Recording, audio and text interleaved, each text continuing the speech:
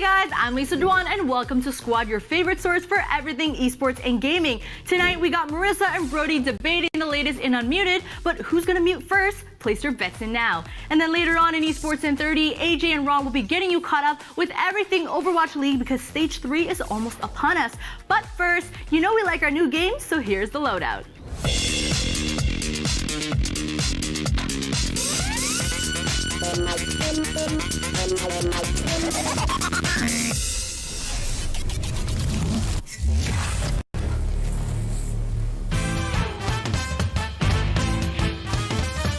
Persona fans, the sequel to your favorite fan service-filled crossover dungeon crawler is finally out in the West. Persona Q2 New Cinema Labyrinth hits the 3DS this week. Why this isn't on the Switch is anyone's guess, but let's not complain about that just yet, alright? In short, Persona Q2 features the cast of Persona 3, Persona 4, and Persona 5 being trapped inside a film/movie theater that they have to escape from. Which is pretty much an excuse just to have the beloved and popular characters interact and riff off each other again and again. Heck, even the female protagonist from Persona 3, Portable, shows up, and she's never been featured in the same universe as her male counterpart before. But the game itself is structured like a dungeon crawler. Similar to Etrian Odyssey in design, you move one step at a time through massive labyrinths that are filled with enemies and hazards. More importantly, you'll have to map out each area by yourself, drawing in lines, tiles, and special markers with your stylus that will help you navigate the world. In battle, you have to use characters' special abilities and personas to gain an advantage. And with a roster of over 20 characters, there's a lot of depth to be found here. Persona Q2 is a game that is a great fit for not just fans of the Persona franchise, but for old-school dungeon crawlers as well. So dust off your 3DS one last time and dive into what will likely be one of the last major releases on the system. Do you like Warhammer Fantasy? Do you like the action of the Diablo franchise? Then boy, do I have a game for you this week. Warhammer Chaos Bane is exactly what it sounds like, a dark fantasy action RPG set in the Warhammer universe. That means picking up one of 4 character classes, exploring the Empire of Man, and killing thousands upon thousands of monsters. Ranging from the unending Skaven to hordes of demons to ferocious cultists, there is a lot of killing to be done in the game. Like any good action RPG, you're going to need a ton of equipment and abilities to get the job done, and Chaos Bane provides both in spades. Equipment is already randomly generated, and the loot never stops flowing. Meanwhile, there are over 180 different abilities for you to choose from, which, coupled with the class system, means there's a lot of room for experimentation. And don't be worried if you think there won't be a lot of game modes. There are 10 different difficulty levels, a story mode, a boss rush mode, and plenty of dungeons for you to clear up either by yourself or in multiplayer. Trust me, you won't be running out of things to do in Warhammer Chaos Bane.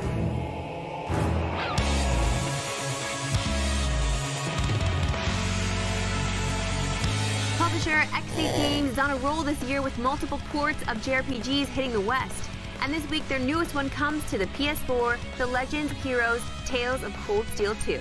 Originally released for the Vita, rest in peace, and the PlayStation 3, Cold Steel 2 follows the same class of students from the original Cold Steel. Except instead of being a game following the activities in and around a military academy, it's about the students fighting to end a civil war that engulfs their country. Talk about sequel escalation. Fair warning, Cold Steel 2 is best played if you played the first game, which was released on the PS4 back in March. That's because if you have a save file from the original Cold Steel, events and dialogue will change depending on your previous choices. Since the Trail series is known for having deep, expansive storylines that are filled to the brim with characters, you definitely should play the first game before this one. Outside of that, Cold Steel 2 plays just like a traditional RPG. You fight in turn-based battles with a party of characters that can be rotated in and out, each with their own abilities and skills. And if you're an RPG traditionalist, this is a game that will definitely check all the boxes on a game that you should play. If you happen to love roguelikes or card-based games, look away now, because Slay the Spire will consume your life. I'm only partially joking, of course. Slay the Spire is a roguelike centered around building decks of cards that players will use to defeat enemies as they climb up a giant spire. You choose from a handful of predetermined characters, with more unlocking as you play the game, and move from room to room and floor to floor, encountering new situations and opponents along the way. These encounters range from fighting monsters to meeting shopkeepers to choice-based scenarios that can grant you new cards. In combat, you draw new hands of cards every turn that you can use any combination of, so long as your energy isn't depleted.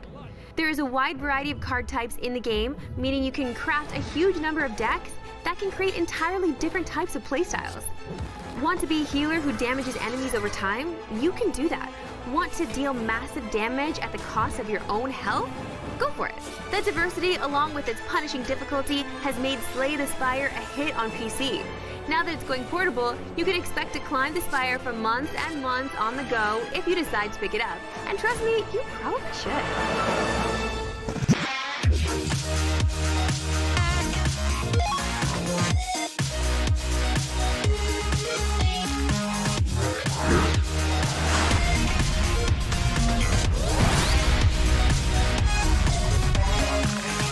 Welcome to Unmuted. We get your gaming and esports hot topics, hot tweets, and the spiciest memes. I'm Marissa Roberto. And I'm Brodicus Maximus, and you know how this show works. Producer Tyler's got 2 minutes on the board for each topic, and we will present and possibly argue. Luckily for all of us, there is a mute button still standing by to shut the other one up. Oh yeah, shout out to chat. We like it when you call us out when we're wrong and praise us when we're spitting the truth. So let's get to it. Brody, another week of Fortnite World Cup qualifiers just ended, and do you know what that means? No. A brand new controversy. Oh. Fortnite duo Double X If and Ronaldo qualified for the World Cup last weekend. The problem? They both were banned from Fortnite for 2 weeks and kicked off of their former team Rise Nation after allegedly cheating in a previous qualifier. Many Fortnite pros, fans, and commentators are not happy about this, to say the least, but they're not mad about the duo qualifying since they qualified fair and square this time. They're upset at Epic for not banning the two permanently. Brody, what's your take on this situation? Sounds like a bunch of scrubs that got destroyed are mad. You salty, bro? Like, if they made it in fair and square, who cares, really? Like, why would you ban someone? They cheated once.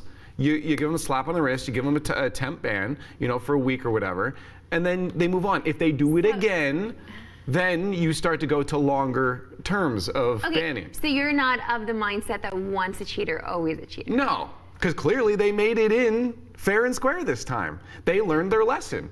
Okay. So this is why you should always give people second chances. And the people that are complaining are just salty that they got in and probably got stomped by these guys in some match. That's probably what's happening. Just because they made it fair and square this time, like that's what it seems like. Maybe they did something shady and didn't get caught. Do you ever think of that? Well, if you didn't get caught, you're not guilty. What? That's not real. That's the way the law works. I see. So like secrets, everyone's keeping a secret, Yes. and they didn't really do anything wrong. Exactly. No, I have no issue with this. I mean, like if you I hate cheaters. Like I hate when people cheat in games. It's just stupid. Why do it, right? How do you add the in-game thing? Yeah. But if you do it, well, that's a different topic.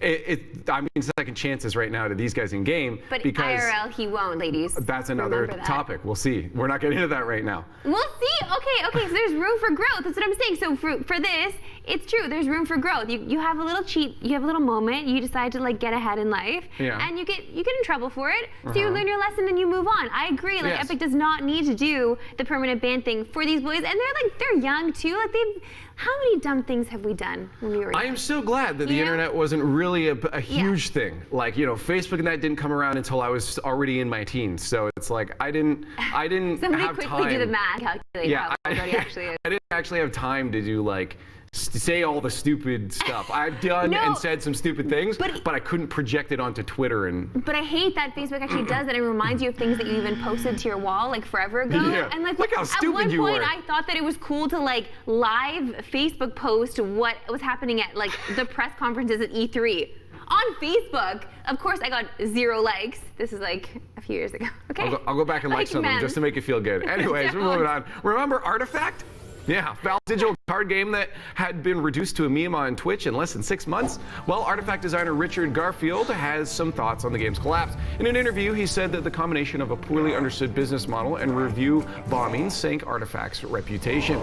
Garfield also refused to say the game was pay to win, despite the fact that the new cards could only be gained through trades or direct purchases. So do you think it was due to, the poor understanding of the business model, or was it because it was so blatantly pay to win? Like, could this have succeeded if it was like, that all the cards were accessible without having to pay? Well, yeah, for sure. But like, why can't it be both of those things? It's definitely a combination of both of those things that caused the fall of Artifact. I mean, whenever I think of Artifact now, I just think of Slasher, like Rod Breslow on Twitter, being like, oh, Artifact's really popping right now. And this is where people are going. They're saying they're playing Artifact, but it's just a bunch of smutty stuff on Twitch that's happening, and people are getting away with it until somebody reports it. Have you seen this stuff? Artifact on Twitch? Yes. Oh my God, like all the illegal stuff is going on Artifact on Twitch right now. Now you know. Like, there's definitely some NSFW stuff on there. 100. There are full-up movies that are copyrighted being 100. played on there. It's so funny what happened to Artifact. Like, I mean, not funny to the devs that made the game, obviously, because they made a game and it hurts for something to fall off like that. Yeah. But like, it's crazy how much it fell off. It's not like the game just died. No. It died and then went up in flames and started burning napalm everywhere around it. Like it is gone and still burning.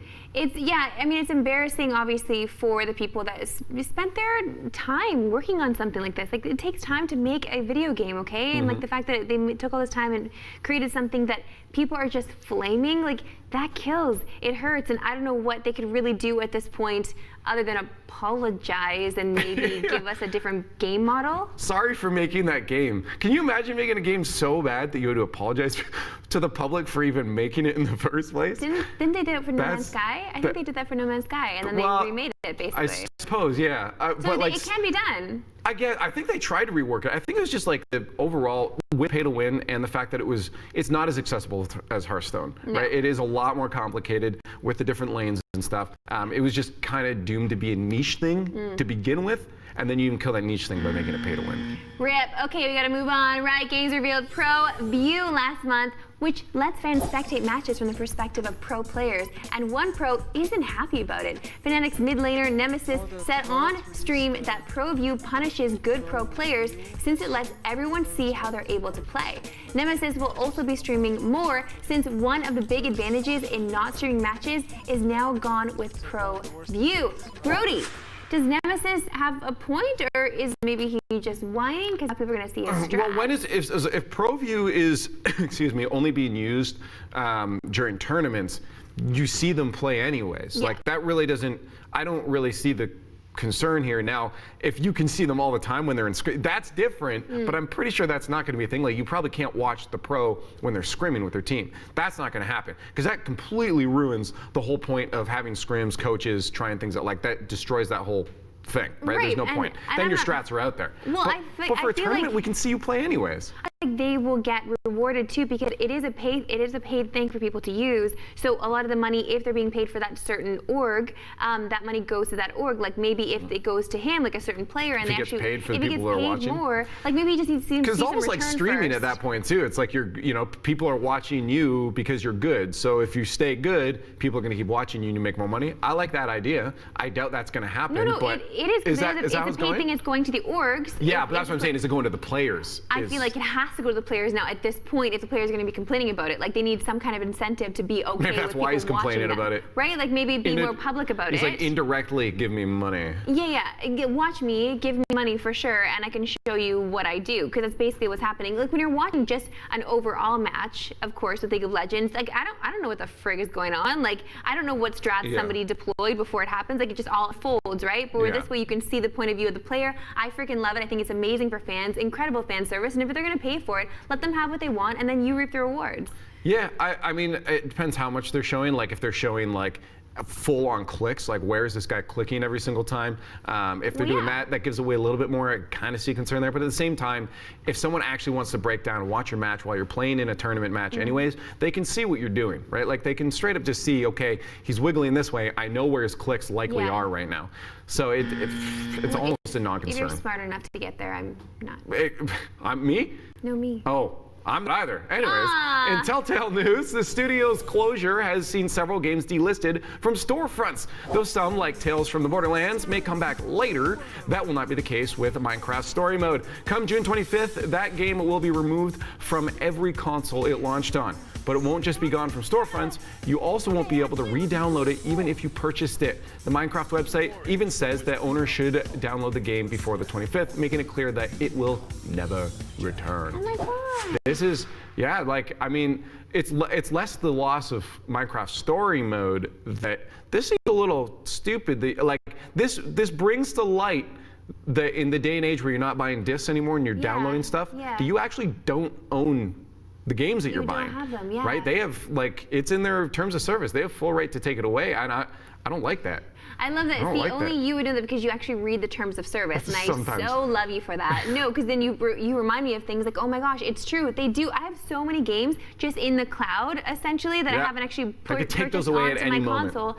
That makes me so sad because it's just like the backlog. You were talking about Steam yesterday, but for me, it's on my Xbox, like all these games that I've purchased haven't downloaded onto my new console just because like I haven't gotten around to it and I haven't had time to play the game. I want to know that if I think back on it, like, you know what? I haven't played Minecraft Story Mode yet. I want to play that right now because I friggin' love Telltale. Like, I loved those games and I don't want them to be taken away from me because I purchased them. They're being taken away from you. But I bought them. So they're mine. deal with it. No, you didn't. Yes, I did. You bought the right to use those games for the time that they allotted to you. Oh, I see. It's a rental fee. Yeah, it's essentially a rental fee. That's why if it's a game I absolutely love, I actually still go out and buy the discs. I don't know, I'm just like old school gamer here. I love having like a collection on a shelf too, like a physical thing. I do buy a lot of games I actually haven't bought the physical copy of Rocket League.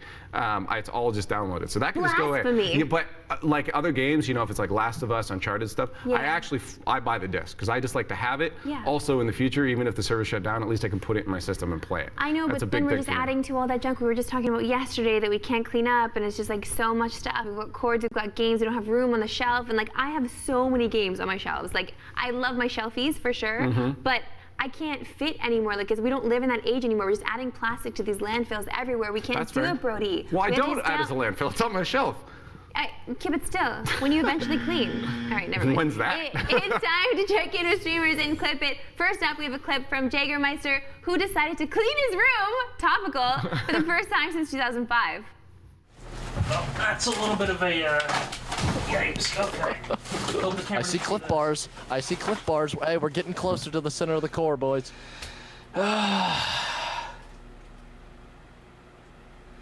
You tired yet? End my suffering. Oh, come on, dude. You just started. Let's go. Keep going. Keep going. He saw all rap. You don't know what you're talking about. There's a piss bottle, dude. It's compacted like sandstone, dude. It's like sandstone. I had reached under that. I'm like. I'm gonna show this to anybody that says my room is messy. No, that's disgusting. Like, that's messed up because think of how much that room smells. Like, I saw a previous clip of this and he said that he just hadn't cleaned it since he moved in, like 10 years ago. Like, it wasn't clean then and it's not clean now. Like, you have bags of garbage in your room. Literally take them out and put them in the garbage can. I don't understand that at all. Don't you want to, I don't know, have some room to walk around? No, I already yeah, that's the thing. It's like I already feel like cluttered if I have a couple like Mountain Dew bottles or like a plate or something on my desk. I'm like, all right, my mind's too I need to at least clear this. And that's like 3 or 4 things. That was like his meals from the past 5 years, like all the takeout containers on the floor. That's wild. I don't know. That's like also crazy this kind of stuff just makes me feel like you've given up on just like, I don't know, being a member of society, like a human being. Yeah. Because we don't like even if you were like to start dating somebody, like don't you want to, I don't know, bring them back to your place, or you're always gonna go to their place? Like they won't know this disgusting secret about you. Like it's pretty nasty. Like we have a responsibility to at least maintain some kind of cleanliness around us, and not freaking litter is another thing. Devil's advocate, it's his own space. Do what you want with it, I guess, at the end of the day. It's not. It's at the end of the day. It's not. No, it's not healthy. His place. It's not sanitary. It's his place. No, there's probably like bugs in there. There's probably like dead Maybe mice. he likes bugs. Maybe he likes dead mice. Who knows? Our next clip, though, comes from Gross Gar, who was debated by a RuneScape streamer. Now I need to watch this. I can't go back in time. What do you want me to do? You know, give me a second. Who is this guy?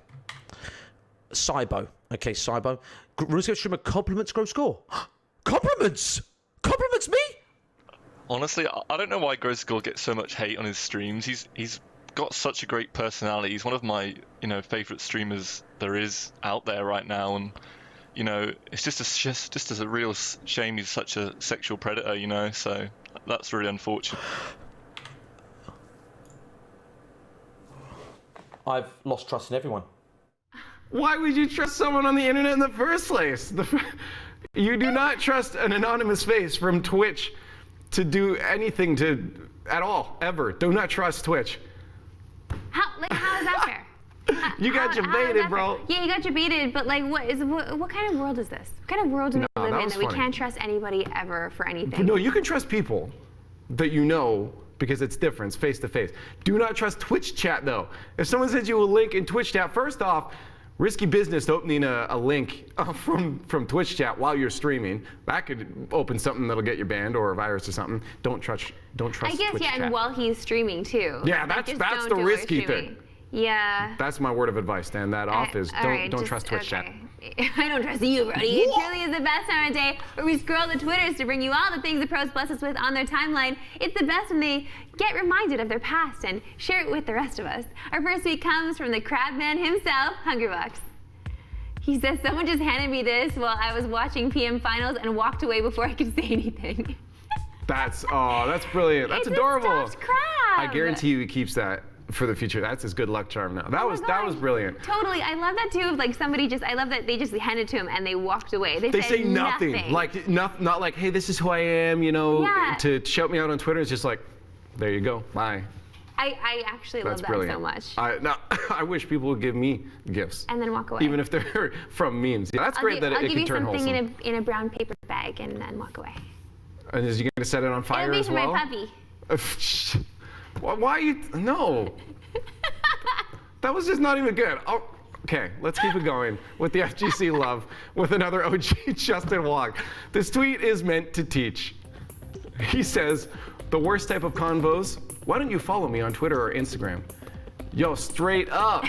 Straight up. I know you hate that too. What do you follow me on Instagram? You're like, I don't use Instagram. First off that, like, how many people have come up to you and be like, yo, I'm this and this, great talking. Why don't we follow each other on Instagram or Twitter? It's actually the worst. And it's also like if I follow someone because they ask me to follow them and like I'll do it and then they don't follow me back, I'm like, what? So it's fine when they DM you like, yo, follow for follow, whatever, because you can just ignore them at that point, right? But it's like, it's when someone's in person, you can't just like walk away. I guess you can, but like it looks rude. It's like Tyler's in my ear right now asking why I don't follow him on Instagram.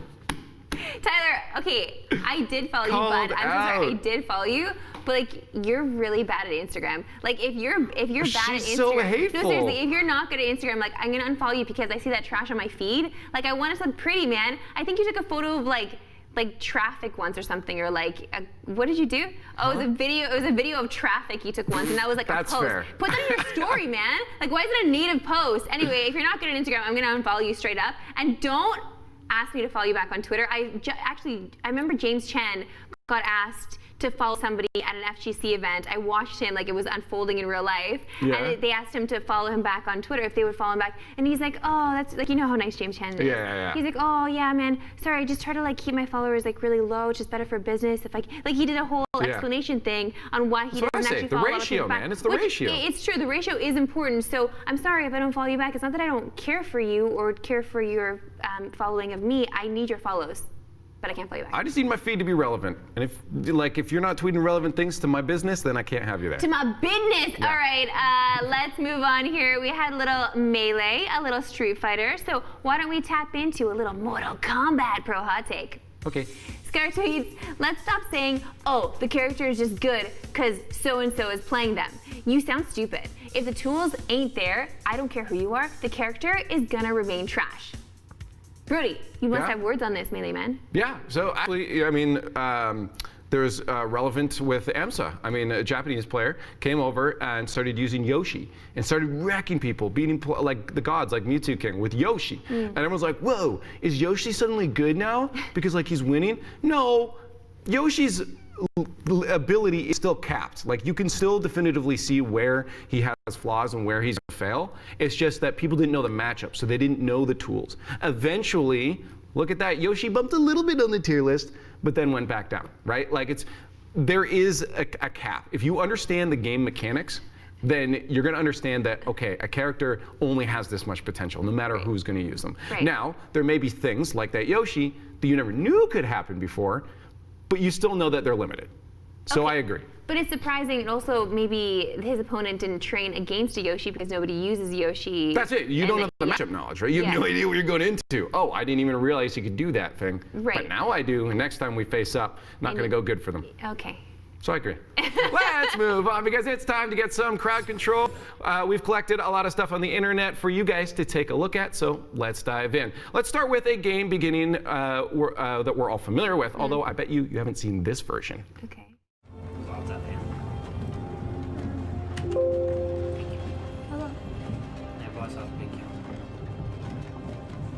Hey, you. You're finally awake. Vad ska hända? Ska jag dö? Trying to cross the border. Det här är bugg, vet du. Det ska inte vara så här. Det är att du flyger upp. Thief over there. We're all brother. Fine. Vänta, vad händer? Watch your tongue. Vad händer? This is Skyrim. True high king. Jag trodde det skulle vara så här. Look at it. Oh my god. Hey. Yeah, that's a new feature they've added to Skyrim because they know you've all seen that intro a million times now that they had to spice it up somehow. Now that was probably not supposed to happen whatsoever. What do you think was like an That is a invisible... bug, not a feature. No, it's like an invisible tornado or something. Like, that's all it was. Are there invisible tornadoes in Skyrim? Like, have you come across a lot of these invisible tornadoes? I mean, it turns out, yeah, there are. There are a lot of like Yeah. invisible things in Skyrim that just like happen sometimes. You're like, oh, that's Is that exciting. why? You know what? Yeah. Maybe that's the explanation they can use for all the bugs in all their games. Yeah. Is, oh, there's actually just a bunch of invisible things you guys haven't discovered yet. That's Yeah. why weird things happen. Well, yeah, I mean, there's Look at magic that. It's in canon now. Skyrim. It makes sense. It is a feature, not a bug. Well played. Sometimes we need a dose of awesome to balance out the ridiculous. So here's Orion pulling off a nutty stunt in GTA 5. Oh man, these people are nuts. So Cute. what? What? How? Like how many times have you tried this and failed? Literally right? 0 times. No, not you specifically. This dude, like this is so sick. Like imagine being those construction workers. Oh But hey, they're not it's real. John. He's passing through again. Yeah. I don't know how he has so many planes. What? The fifth one he's crashed the today. fact that they're NPCs in a building. Yeah, we're right. That's a good point too. Why are Like, they just up there? hanging That's what I out. love about GTA, man. Yeah. Like GTA is like the gift that keeps on giving. Yeah, especially Like the RPG version now. Yeah, like it. Well, that because you can just make your own stories. But yeah, Yeah. like GTA is just like because of emerging gameplay, you just come up with your crazy stuff. Like I've seen so many of those like donut stunts, you know, where people are going through the donut hole. This is the next level. Like that's double construction building. That's sick. I love to see that people Double still like. rainbow. How Oh many? my 8 years God. later, the game's been. Oh gosh, I don't even. GTA 5 was that like 6 years? 5 years ago? A long time 5 years ago. ago? 4. Chat, comments, help us out. Yeah, let us know. We're not with it today. I forget. Either way, it's sick. Let's end the day off though with some real Type 3 depression. Oh god. It's Monopoly for millennials. But this time it was someone modded it. It's in this new fun twist on Monopoly. All the properties are already owned. You just go around the board paying rent forever. And you start with $1,500 already owed to the bank. Although that's unrealistic. That's not unrealistic. Yeah, no. How's that? Have you had an education? That's what I'm saying. It'd be way more than $1,500. Oh, I see. You think it'd be more than Yeah, you're probably looking at more like 100,000. Oh my god, 100,000. Brody, first of all, you definitely See, if haven't I had went to that much school though, I'd be a education, that's for doctor. sure. That's why it would be that much. Is that what you think? See, I really care about you. That's why I said that joke, because I just wanted to make you laugh. Oh my god, if Brody went to school, what would he be for real though? I feel like you would dive into the sciences because you're fascinated. I went to with school that. for computer programming. You did? Yeah. Brody. Tippity tap. But it was too much. What do you mean? It was too much money? No, Danny. No, paid for it. it was not too much money. It was too much work. Oh, okay, that makes more sense. That's more on brand for Brody Moore. Listen, that's it from you today. Remember, you can always hit us up on our socials just to say hi. We are Squad State everywhere. Find us there, and we'll see you tomorrow.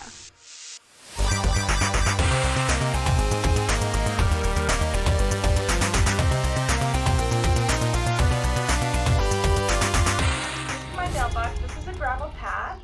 It just leads to, you know, whatever. Why did you choose gravel instead of wood? Like you have Well, a wood. I had the option, okay. Also, wait, I gotta show. go up here for a second. Go up here. Okay. Yeah. Can you explain? I just want. Okay. Ow! I felt that. It struck the nipple. It just sent an electric current into my nipple. Maybe if your tits didn't get in the way. Wait, for stream, if they didn't see that, what shocked your nipple? The mic, there was static, and it just like. Can someone clip that, please? A mic check. You can catch all the intense and hyped Stardew Valley action on Twitch because the VOD is available. And while you're there, why don't you consider subscribing to our channel to get exclusive emotes and badges. All right, just in a bit, AJ and Ron will be calling up our boy Mangachu to preview the next stage of the OWL. But first, why don't I get you caught up with all the news?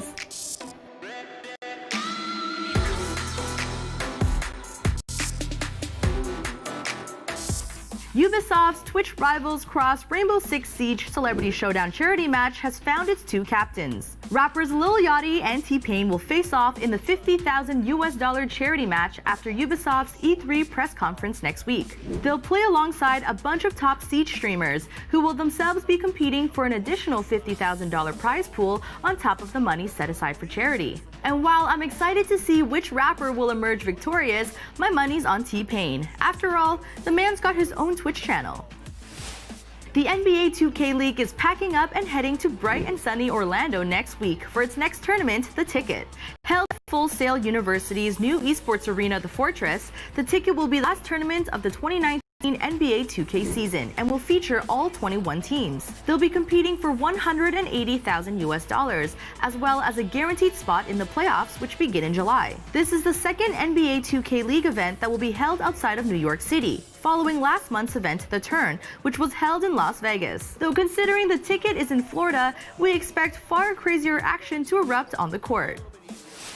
Great news, Magic the Gathering fans! An animated series is in development at Netflix. Wizards of the Coast is teaming up with Avengers Endgame directors Joe and Anthony Russo to create the series, though the brothers will only be serving as executive producers. The showrunners will instead be Henry Gilroy and Jose Molina, who have written for Star Wars Rebels and The Tick respectively. We don't know a lot about the series, aside from the fact that it will be an original story focusing on planeswalkers, who can travel between different planes of existence. And if it turns out to be even half as good as Netflix's Castlevania series, I'd say Magic fans will be in for a treat. This next story gives gaming on the go a new meaning. For whatever reason, platforming hit Cuphead is being ported to Tesla cars. The news came out in an interview with Elon Musk, who said the game was running and working on the car's central console touchscreen. As strange as this is, you fortunately won't be able to play it while driving. Cuphead will only work if both the USB controller is plugged in and the car is in park, which is fantastic news for Tesla's army of lawyers. That said, maybe Tesla should focus more on improving its autopilot system rather than porting games to it.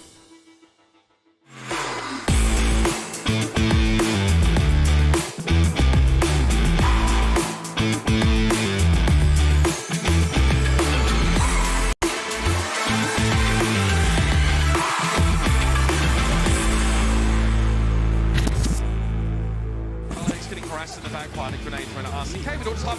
Okay then! Yakub drops in with a pile driver and he's got two. Kellex went down first, no resurrect. And Blase was second with a wrecking ball. The Defiant have opened this fight up. In a flash, it was over. Janu down as well, and the Shock, they may have done it. Only bumper remaining. Hawksalt just trying to stay on the point, but that's going to be it. The grab from Sinatra comes in, and the Shock have done it. They are your Stage 2 champions. We're back, fellow OWL enthusiasts. After a few weeks without seeing my precious co-host here, we're back to talk Overwatch League on eSports and 30. I'm AJ Fry. This is Ron Renanthro Lee. It hasn't been long enough yet, my friend. What? I mean, AJ, you gotta be nice to me because I do? because I know something the audience doesn't. I'm sure you know lots of things the audience doesn't. You've fallen out of Diamond. Yes. Again. Yes. See, the road to success is not, always straight, but you are definitely the Overwatch road is just mostly down for me. We'll get you there, but only if you're nice to me on broadcast. All right. Yeah, that's our agreement. Well, thanks, Ron. You look great today. Thank you. Let's celebrate our reunion with a little bit of Stage 3 preview. Before we get to that, we've got another good friend, Liam Mangachu Campbell, on the line. And before we get to that, well, here's a quick look back at Stage 2.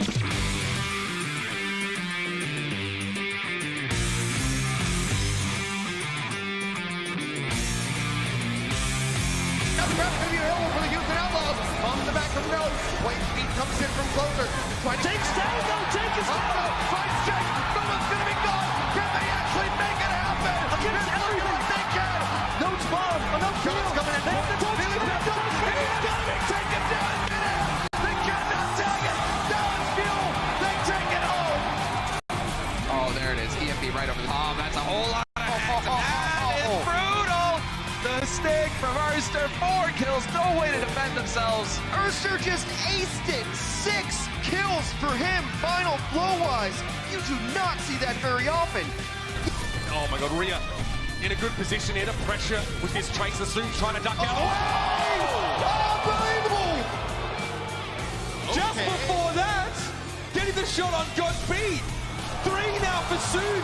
Now going to be expiring. The second tick really going to be there. Jonak, oh man, this takes him down right up in the face of a Bastion. Finds a triple kill as Gino and Arc also fall. Let's go ahead and make it 4. You got 1 for me, Jonak. Let's go ahead and see it. Sansum's going to be dumping the bomb, trying to make it back in, but there it is. She has your like.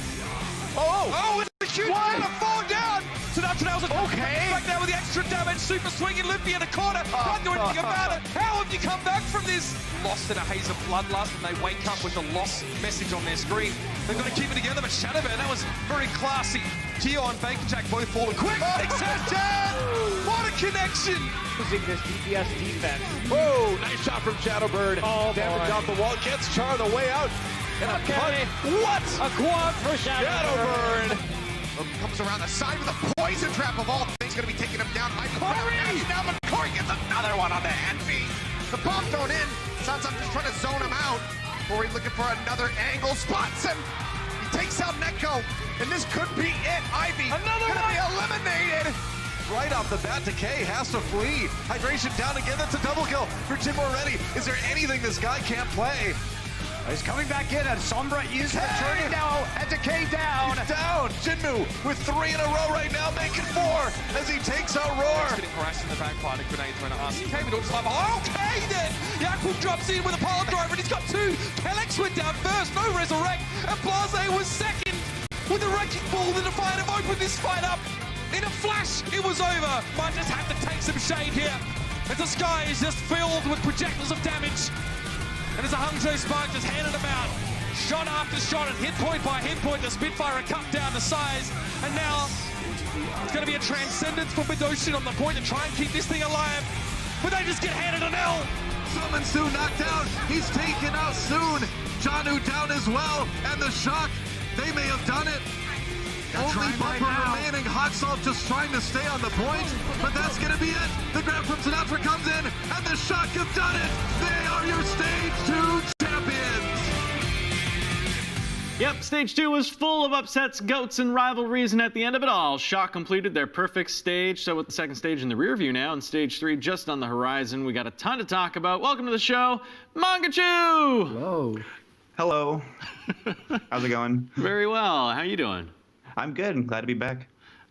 Great to have you on the show. Let's get your thoughts on the conclusion of the second stage. Shock ultimately upsetting the Titans, giving them their first L of the entire thing for the Titans, basically. They hadn't lost yet, but Shock having that golden stage. Is this something they can potentially do again here in Stage 3? I have full faith in Shock. I'm very good friends with Super and Sinatra. I think they're both amazing players. Super, probably the most improved out of any player in Overwatch League from Season 1. Wow. Sinatra popping off as well.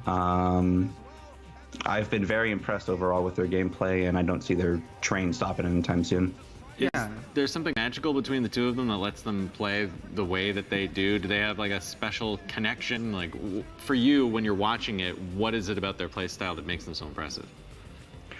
Just the aggression, I think, and their ego, to put it lightly. I think they're both extremely confident with their own ability to play the game, and it shows just like with the stuff that they do and how they just disrespect pretty much anybody who they're playing against. Right. Yeah, I mean, confidence is a big thing as a competitor. If you already think you're going to lose before you step into the ring, why even bother being there, right? Yeah. But, you know, given that the stage is still GOATs, obviously, they're still in their wheelhouse. Do you think the upcoming changes in the next patch are going to change how good they are? You know, maybe we'll see more bunker or things like that? I think bunker's a little cheesy, if I gotta be honest. I'm a fan of cheese, You know, I'm a Torbjorn specialist. Yeah, you get that Cheese list, is my the hit list. specialty. But I think Bunker has a lot of flaws when it comes to like losing to spam comps like Pharah, Hanzo. If you throw a Pharah, Hanzo, Junkrat at them, they're just kind of dead.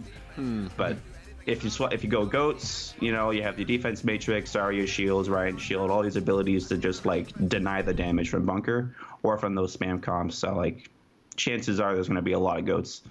Well, I know we're playing around with McCree right now on the PTR with this super buff. I don't know if that'll be implemented in time for it to see action in this stage 3. But if it does, will that change the meta up substantially in your mind? From what I've heard, it won't be in Overwatch League Stage 3, but if it did, I don't think it'd have that much of an impact. It'd be good for shutting down Pharah's, but Pharah isn't really a relevant hero to begin with. And McCree gets shut down really hard by both Ryan Shield and Defense Matrix, which are both two very commonly played comps or heroes in GOATs. So.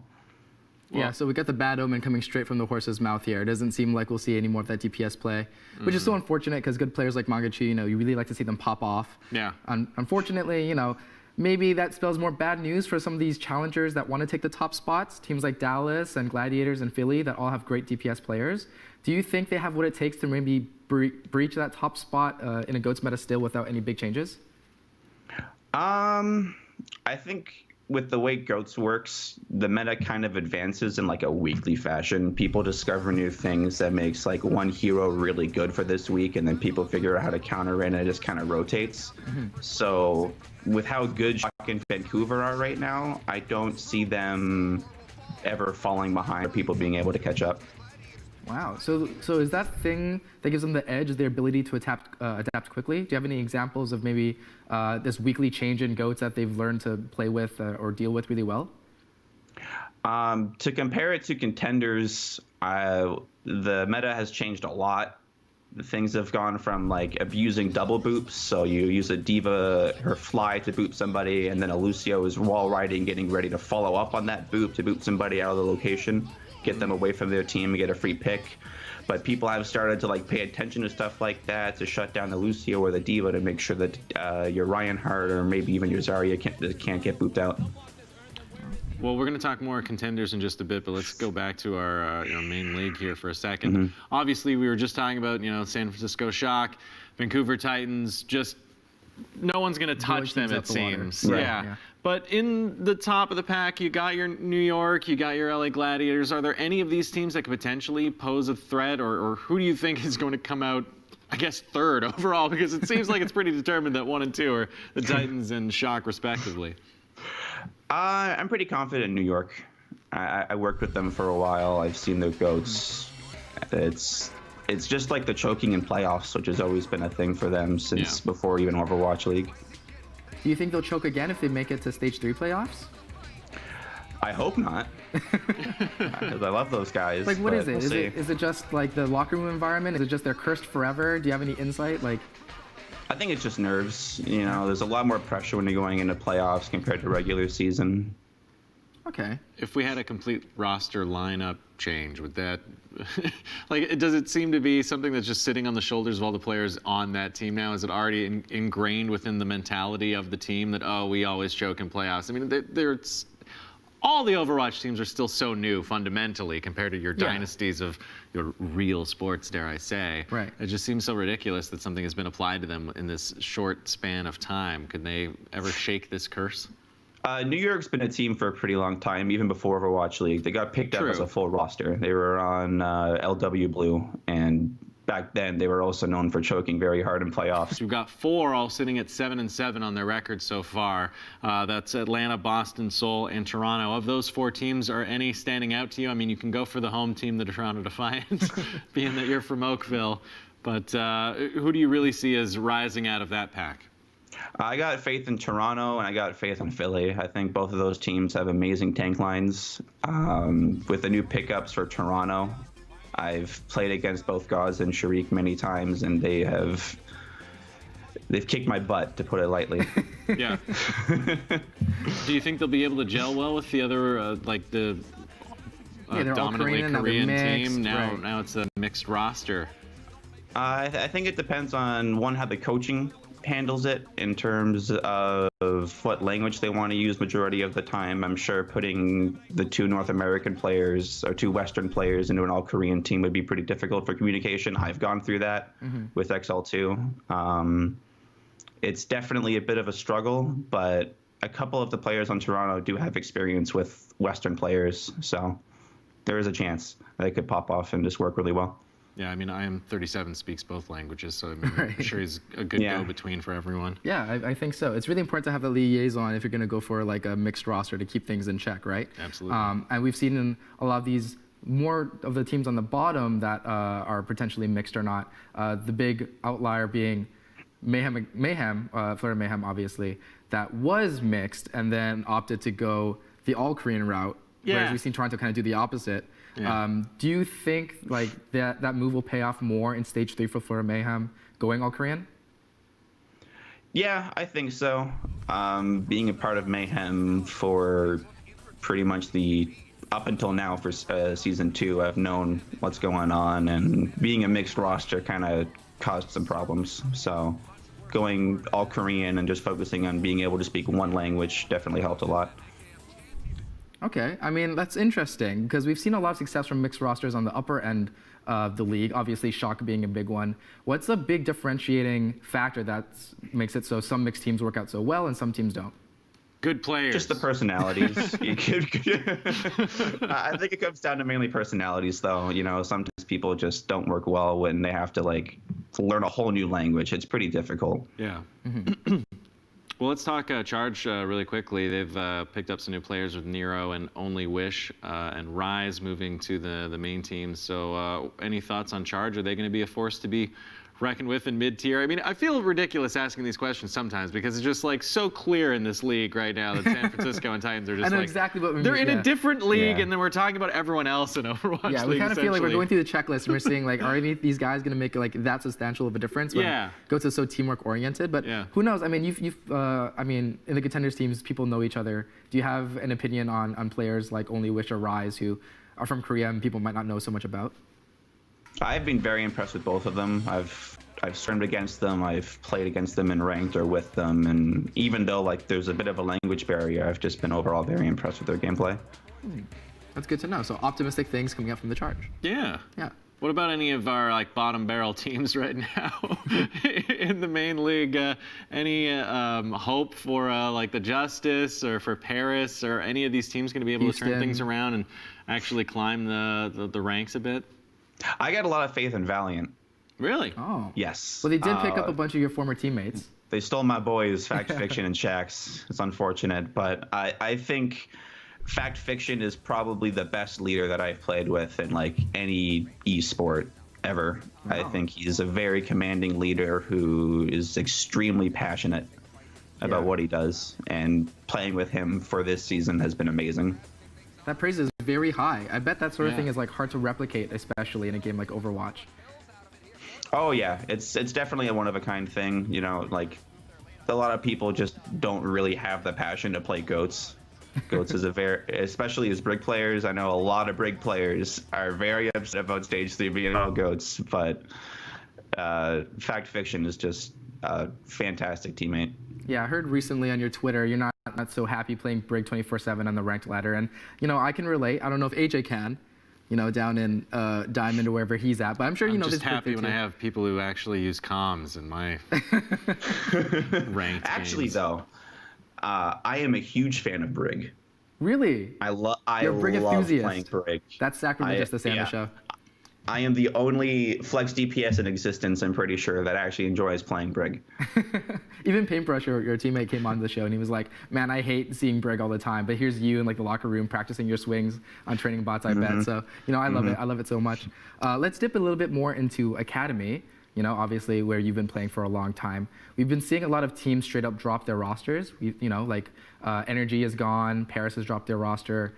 Mayhem, as you know, so obviously. For anyone who's watching this who isn't so up on contenders and why this might be happening, maybe you guys can break down why we're seeing this huge shift in the contenders league. I think it's just money, to be honest. So yeah, you know, like is it the, you know, drying up, or do you think it's just like really top heavy?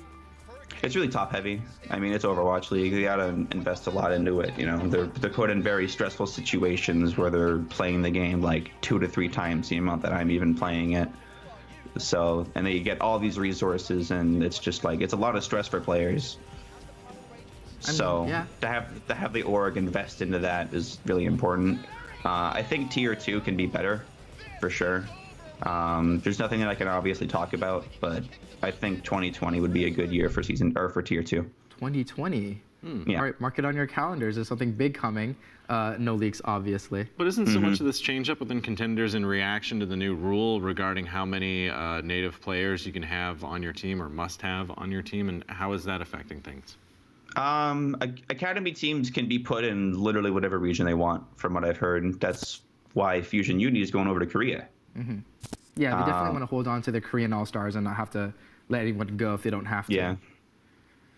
Okay, well, I mean, that's good to know. I think, like, on the topic of Tier 2 needing more support as well, someone that's been in the Tier 2 scene from a while, unjustifiably, I might say, what are some big improvements you can see coming to the Tier 2 scene that would help lift it up and maybe elevate it in viewership or make it something more appealing to people in general?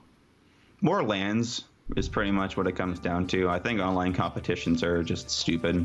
They're way too inconsistent with just lag problems or bad PCs or, you know, internal problems with being long distance. It just makes everything more difficult. Having everybody in one location would just be a better experience for everyone. Well, ultimately, what are you hoping to do next? I know you're currently a free agent, so, you know, the world is kind of your oyster. You've got the skills, you've got the talent. Where do you want to see yourself moving forward to from here? Right now, I'm just focusing on making money. You know, I'm streaming. I started doing private coaching recently. I've been scrimming with teams. There should be an announcement for what team that I'll be playing on in the near future. It should be a little bit of a surprise to people, but not too big of one if you've been a part of the Tier 2 scene for a while. Okay. I mean, so obviously you can't tell us like who you're going to be playing with or under what org or whatever, right? We're not going to pry, and we're not even going to ask for any hints. But I do sense a question coming, though. There's a question. But give us a hint really quick. Oh, you're going to give us a hint? Give us just a small one to kind of keep me sated. I've played with them in the past. Oh. All right. Okay. Well, I mean, you've been on a lot of teams, so I don't think that's too spoilery. Let's say, so here's a question I've been kind of wanting to ask you a lot because we're approaching World Cup season. Obviously, Team Canada, you know, you and me have worked together alongside people like Jane and stuff. Where does your heart lie for the World Cup right now? Are you trying to like vie for it? Are you going to play in the World Cup as your next kind of playing ground? I would like to. I love the World Cup. I love going to BlizzCon, meeting fans, and playing on that stage. That stage is amazing. And how does that differ from like a Contenders or even Overwatch League, you think, like in terms of exposure? Just a lot of the support from Blizzard. They kind of shove the World Cup in everybody's face. You know, they have the launcher in game. They say, "Ooh, watch this! You can see it in game now." That's where they test all this stuff. So I think it's a very good way to show new talent. And just to take things in a completely different direction, while we got you, what are you hoping for in terms of the next hero to arrive in Overwatch? Is there something that you think would really mix things up even more for future metas? I would love a good off tank with mobility, because right now the only one that exists is D.Va, and that's kind of the reason that she's picked all the time, is because she's the only hero that can really move when you're playing the off tank role. So yeah, just any form of off tank that can move around the map without being a big hitbox or Zarya. Yeah, when Wrecking Ball first came out, I was kind of thinking that like maybe he'd fulfill more of an off-tanky role. Obviously, we see that parallel with D.Va, him being super mobile. If we were to get like, let's say, a different main tank, for example, instead of Orisa who's stationary, or Reinhardt who's stationary, do you have any sort of ideas and ways they could maybe impact the meta that leads us out of GOATs? I don't think there's anything that can beat GOATs, to be honest. Oh, wow. Yeah, I just think the overall design of each character works so well together that there's not a whole lot that can beat it. Yeah. Oh. What if we added a couple more DPS characters in there? I mean, obviously with McCree getting the huge buff here, it looks like Blizzard does want to bust up the GOAT's stale meta somewhat, but they don't want to lock into 2-2-2. There's another question for you. What are your thoughts on that potential lock-in at 222? I would love it. I am a huge fan of 222. I've been, before when I was a passionate Brig hater, I really wanted it. And now that I kind enlightened. Yeah, now I like Brig, but I still want 222. I think it's just healthy for the game. It allows them to at least fix ranked as well by adding roll queue or something. But like, there's just a lot of things that the game could fix by forcing 222, in my opinion. You're not afraid of, I think a lot of people say that, you know, oh, we're just going to get the same old thing all the time, even if it's 222. Is that a viable concern like that people have? I don't think so. I think a lot of the comps are very map dependent. And that's kind of like with the way that the balance is going. I think certain characters will be very strong on certain maps. Like, I wouldn't see myself running Torbjorn on King's Road defense, but I could see myself running it on Horizon or Hollywood. Okay, yeah.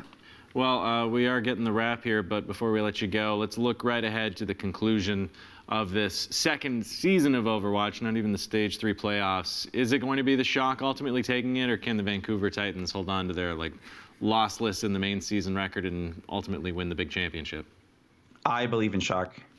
I love Shock. I love he is everybody on friends that with some team. of their players, though. No bias. He did just say he's 100% buddies unbiased. It's okay. with buds with Super and Sinastra. All right, well, Mangachu, it's been a pleasure chatting with you, my friend. Best of luck to you moving forward. Can't wait to see what new team you're back on again. Thank you, man. Man, I just wish the guy had said something insightful. Well, what? You're mean to everyone today. We just got back. You got like a chip on your shoulder. I don't know what's going on, AJ. It's just all these changes to the game, including the introduction of the replay. Actually, I'm pretty happy about that. You must be as well, being an analyst. It is so useful. I love it. I wish it came sooner, but you know, better late than never, you know, as they say. I'm excited just as a creative person because now it means that we can actually get some really good machinima out of Overwatch. Yeah. I used to watch those old ones on YouTube, like Red versus Blue. Exactly. Yeah, so I'm excited. Ooh, it'd be awesome if we get some people that could do the voices of the characters really well. You know, imitate them and make that a cool storyline. Die. We'll work on it. No, I think you'd be better at Torbjorn. Torbjorn. Yeah. I don't know. I don't know about Torbjorn. No, really? No. I mean, I don't play enough Torbjorn to know any of his lines. You do a good Swedish impression. Oh, sure. You're just pimping me to do this right now. Yeah, it's not going to happen. All right. Well, we tried, audience. We really tried. But let's talk about some of these other custom game modes. Yeah. Uno is the most popular game mode in It's Overwatch. a little misleading because so Jeff Kaplan went on the forums recently and outlined a post where they went down the list of all the most popular workshop modes in North America and in Korea. Okay. Uno is at the top of the list for North America. Yeah. But the stats are a little bit skewed because there's a ton of aim trainers out there. Not everyone's using the same code. A lot of people are making their own variations. Yeah. So I think cumulatively, aim trainers are probably at the top, or some skill building workshop. Yeah. But because there's so many of them that detract from the total number, Uno sits at the top, and it's good old Uno, card game reverse, skip. How? How do you make it happen? But what do you do? Are there cards in the game? Yes. In your hand? You gotta play to find out. But you know, Uno might be the most popular in North America, but in Korea, the most popular game mode is something called high blood pressure panic mode or something like that, where it's like all the cooldowns are jacked up to they're basically non-existent. Right. You can dash if you have your ultimate all the time. You have a ton of HP. Yeah. It's just like Overwatch on crack, basically. It's turned up to 1 million. And Korean, that shows that the Koreans really like high mechanical games, like using their abilities a lot. Right. And North Americans like sitting on the couch and playing good old, good old difference in culture a little bit, right? I just can't imagine a Mei with constant ult just freezing everybody. Well, you have Diva with 1 million matrix and just looks around, eating all those, right? All right, there you go. All right, a serious topic to end on. Nate Nanzer leaving Blizzard as commissioner of the Overwatch League. Your reactions to this? It seems like there's a bit of trouble brewing behind the scenes at Blizzard. So Nate Nanzer, our beloved Overwatch League commissioner, I think he's done a great job so far. He's recently departed and is now going to join Epic Games and help them out in their scene. Yeah, Fortnite they need a lot of help. They don't have very much money these days, Epic Games. I guess not. But I mean, we all know Fortnite is a big cash cow, and money talks, right? But besides that, there's been rumors recently that there's going to be even more departures, more leaves from higher ups at Blizzard, citing some insider reporting, some disagreements with how Activision wants to kind of market the Overwatch League. They really want to push a traditional sports approach, but other people at Blizzard have been there for decades are saying, esports is different. It's its own beast. You can't treat it the same way. And I think this tension that's really coming to a boil now, because we're in our second season of Overwatch League. Exactly halfway through the second season. Exactly halfway through, and our commissioner's gone. Yeah. And he's the one that kind of plotted out the whole idea. It's not all Nate Nanzer, obviously, but him and his team had like a 3-year project, try to get localization to happen by the end of season 3, and we're halfway through, and he's already bounced. So I don't know if that means good things or bad things. Probably bad things, but Yeah, you'd like to see someone with their plan, come to fruition, see it the full way through. Yeah, but, successful or not, we want to see him kind of ride it out. Deliver the project that he envisioned. Yeah. So. How do you feel about the traditional sports approach with Overwatch? Do you feel like it's appropriate? Do you feel like it's too artificial? I like the idea of localized teams. I mean, that to me is the big differential from Overwatch League versus any of the other big leagues out there in esports. You've got your local team to root for. You can generate a fan base and know that your friends are in the same team and the same players that you are. I mean, esports stands on its own in terms of fans and support. Obviously, it's a new thing compared to traditional sports. I think you got to take some of the original sports feel, but maintain that celebration of nerds and geeks and make it for us, smarty pants, basically. Right, yeah, it is Pride Month, and we take pride in being the nerds that we are and being the people that we are, no matter what shape, size, or color, or orientation. Exactly. And Overwatch is a game that I think is beautifully demonstrating that with its themes of inclusivity and diversity and stuff. So let's end on that note. I think that's a great place to conclude things. Overwatch League not dead, please. Yes. I need a job. We'll have some exciting results from the next half, or stage 3, I should say. Stage 3. There we go. But that is the end of our topics for tonight. Thank you so much for joining us, everyone. Be sure to follow us on the socials, and thank you to Mangachu for calling in. We've got more Unmuted and Esports 30 for you right here on Squad tomorrow. Until then, have a great evening. See you in the future.